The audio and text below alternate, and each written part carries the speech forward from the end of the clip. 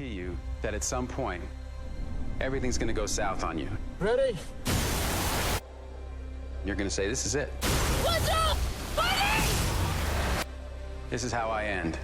Commander, Mark is dead. We have to go now. Now you can either accept that, or you can get to work. This will come as quite a shock to my crewmates and to NASA. But I'm alive. Surprise. This is called the White Flight Control Room. Flight Control Room, we have 4 of those. That's where we do mission operations for human spaceflight. This room, currently, the people that are sitting in there are NASA personnel and contractors that are going to be supporting the Boeing CST-100 vehicle that's being developed under commercial crew. They are training along with the launch today to watch the launch operations. United Launch Alliance, that's doing the launch for Orbital ATK today, is also under contract to Boeing for the launches for CST-100. So this team will be working with the ULA team for those flights as well. So they're following along today to learn about the operations and figure out what data they may need in addition to what they're going to see today to get the mission done with the new vehicles coming up. This room was originally outfitted for shuttle flights, and all the plaques on this wall over here were hung at the completion of the successful shuttle missions that were flown out of here. You can see there were quite a few. It's a tradition in mission control. At the end of a successful flight, we pick a flight controller to hang a plaque. It's a really big deal when you're on a flight control team to get to hang the plaque. Let's see, what else can I tell you? In the monitor on the upper right over there, the people you're looking at are up in Dulles, Virginia. That's the Orbital ATK team that will be in control of the Cygnus vehicle once it separates from the rocket after launch. Sure. I'm sorry. I'm sorry. Here. I'm not. Acronyms. Yes. Acronyms, thank you. And I was probably completely unconscious of using acronyms. Orbital ATK, I'm not even sure what ATK stands for. It's part of the company name that runs the Cygnus vehicle. So that's the company campus up in Dulles, Virginia, and that's the mission control team that will be running the Cygnus vehicle after it launches. Sure. Did I say any other acronyms that I missed? Okay. Let's see, what you don't see right here looking at this room, unless you're down here and you can see this monitor at the very base, is FICR 1, Flight Control Room 1, which is down the hall, and that's where the ISS flight control team works. That's where they're supporting ISS operations out of right now. So they're anxiously awaiting the arrival of the Cygnus vehicle. So the team down the hall and the team up in Dulles have been talking all day to make sure ISS is ready for Cygnus, make sure the Cygnus team is ready for launch, all that good stuff. That's a really ugly radar picture. Right? Yeah, it is. Yeah, so they're chasing some potential weather violations. So there's a possibility they may not launch today. I don't have the exact percentages off the top of my head, but that is why it is up on the board. They're keeping an eye on the weather, and hopefully we'll get to launch today. If we can't launch today, there is a possibility tomorrow as well. Yes. How often does weather interrupt launches? Would you say half a launch on time, or? I'm not even sure I would put a percentage on it, and it totally depends on where they launch from.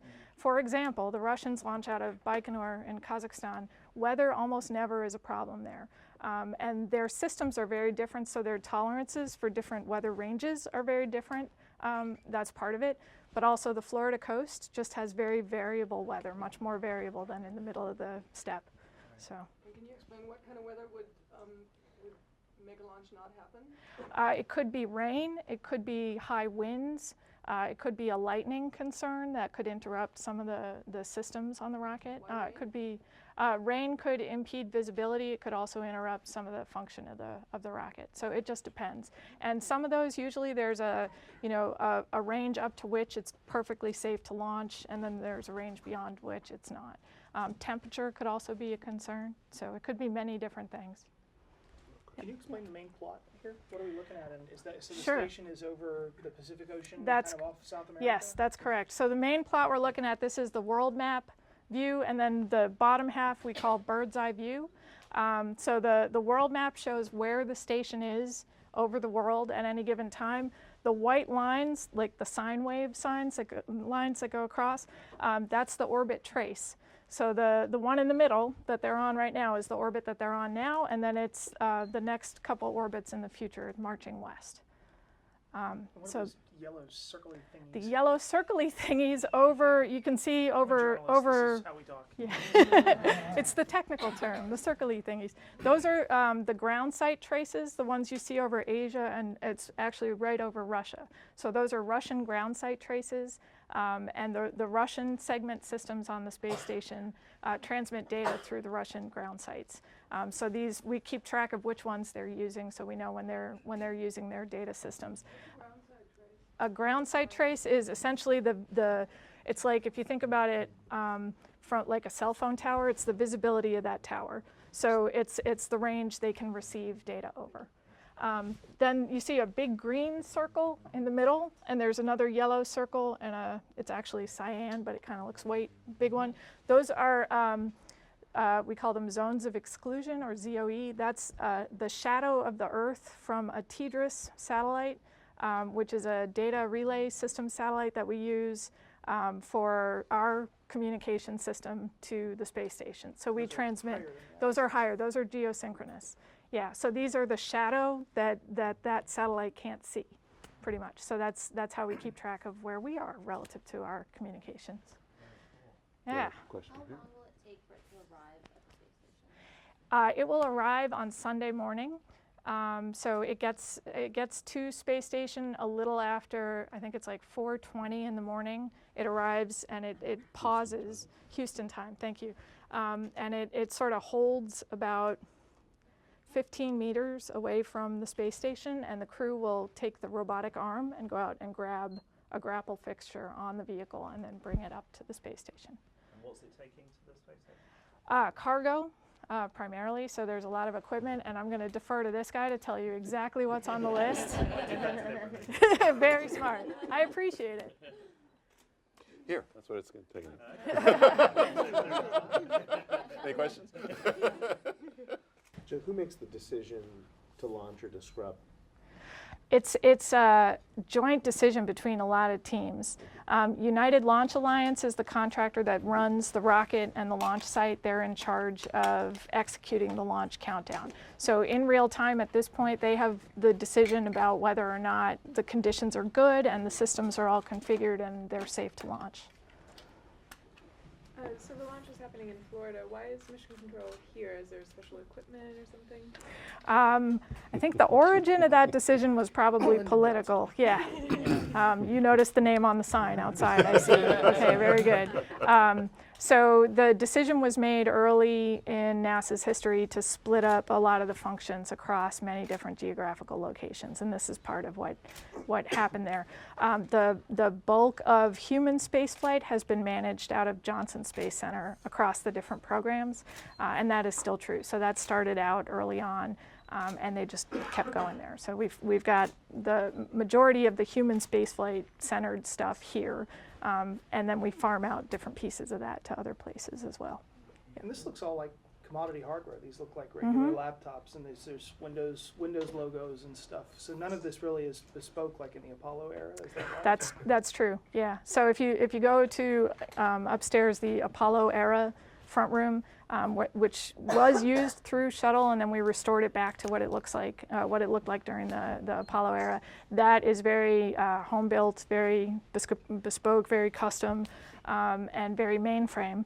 And in the 90s, when we tried to get off of that type of really in-house technology and onto something that was more sustainable, we really went for, I would say, more familiar networked technologies. So that's where we are today. Yes?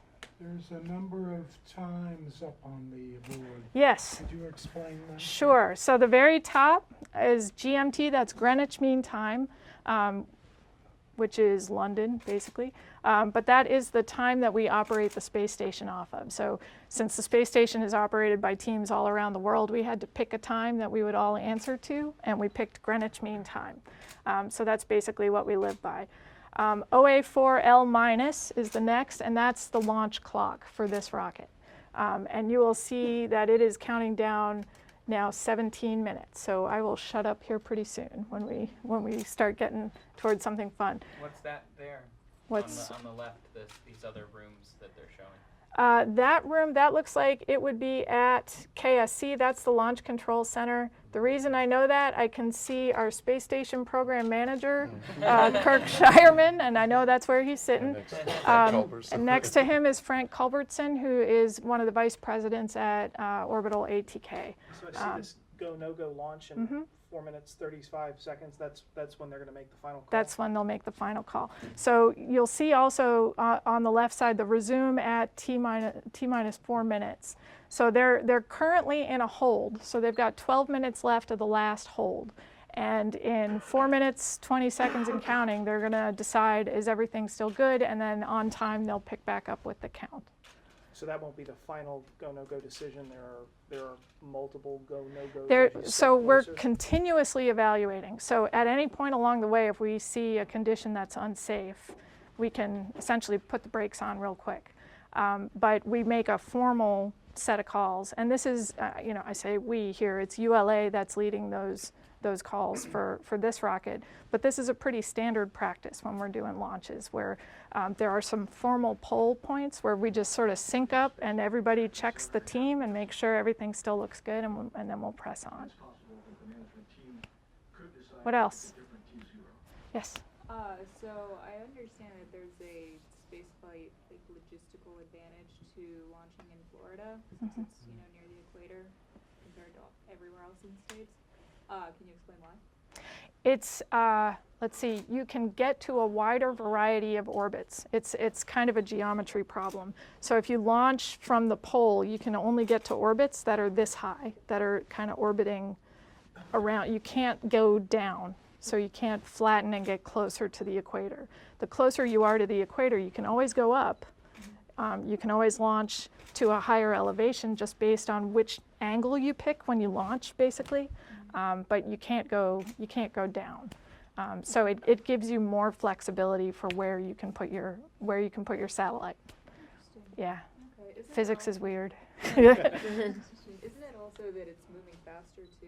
It's a little bit that it's moving faster, so you kind of get a freebie from the radial velocity there. Yeah. But it's actually, you get a wider range of options for where to put your satellite. What else? Window close. So there's a window in which if they miss an opportunity early in the window, they may be able to launch later on. Sometimes we may be able to put a hold and then launch later. I'm not familiar enough with the details of this rocket to know how they're going to use that window. Typically, we try to launch at the earliest opportunity. And can you tell us, you may have said already, but just when you say ULA, this is a ULA, what exactly is ULA? I know what it stands for. Sure. But what is it? United Launch Alliance is a private company. They build and manage the Atlas rockets, and they do commercial launches. So they do contract launches. This one, Orbital, after they had the loss of Orb 3 last year with the Antares rocket, lost on the pad. They contracted with United Launch Alliance to do a couple of flights so they could keep their delivery contract, their resupply contract with NASA going. So this is the first one of those launches that they have on contract with ULA. What are these emblems in the spotlight over here? Emblems in the spotlight. These are essentially memorials to the crews that we have lost. The one you can see on my far left, so closest to the wall, that's the STS-107 flight patch from the Columbia mission that was lost. The one to the far closest to us, I believe, is the Apollo 1. And then the one below is STS-51L, which was Challenger. And then the one up top is sort of a memorial to all those crews. Yes? A member of the public wanted to watch one of these launches. Does it live stream somewhere? Yeah, NASA.gov, NASA TV live streams. Yeah. Mm-hmm. That's what's up on the screen. Yeah, that's what we have on the screen right now. And there's an app as well. Yeah, yeah. It's actually really easy to use. Do you have a sense of how many people would watch an individual launch? I know that the servers have crashed on previous launches. So we do get a lot of views on a lot of these launches, yeah. What else? Yes? Can you talk about commercial cargo and going to the International Space Station and relevance and importance of it? Mr. Space Station Man? That was to I'll let get you you off start. the hook, I right? was giving you a break. Thank you. So everybody understands that we have a contract that is called commercial cargo resupply. The idea is we're starting to open up the doors to low Earth orbit to commercial companies and creating a commercial marketplace, if you will, in low Earth orbit. So the idea was NASA got out of the business of delivering goods to the space station. So we have orbital ATK and we've got SpaceX. This one, all these flights are important to us. We average about one every 6 or 8 weeks to the space station, and they're constantly resupplying food, water, equipment, and most importantly, the science that goes on in space station. This particular orbital flight is also a new configuration of the vehicle that increases the amount of mass that we take up to the station by at least 2,000 kilograms. So it's going to be a really hefty vehicle. And it's nice that it's on an Atlas vehicle, because the Atlas vehicle has a lot of extra performance, which gave us a bigger launch window and a lot more ability to put denser material into the vehicle. So with each launch, again, we're resupplying the station. So each crew member, for example, takes about 1.5 metric tons of supplies for a 6-month stay on space station. And that includes all their clothes, all their food, medicines, whatever else they might need. For 6 months, you think? For 6 months.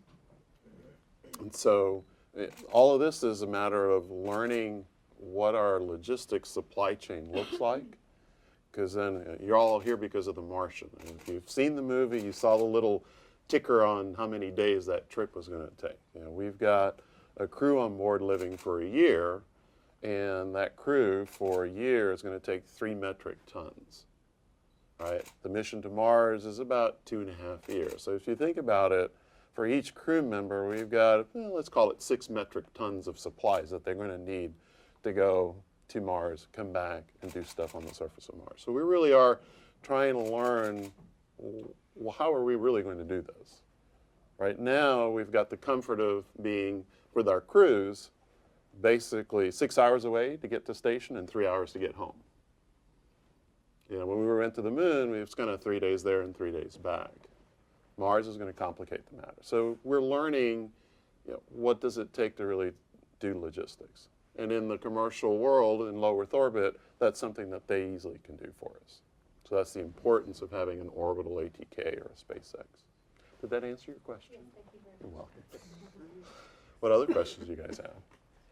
Yeah, what is the cost of every mission? What is the cost of every mission?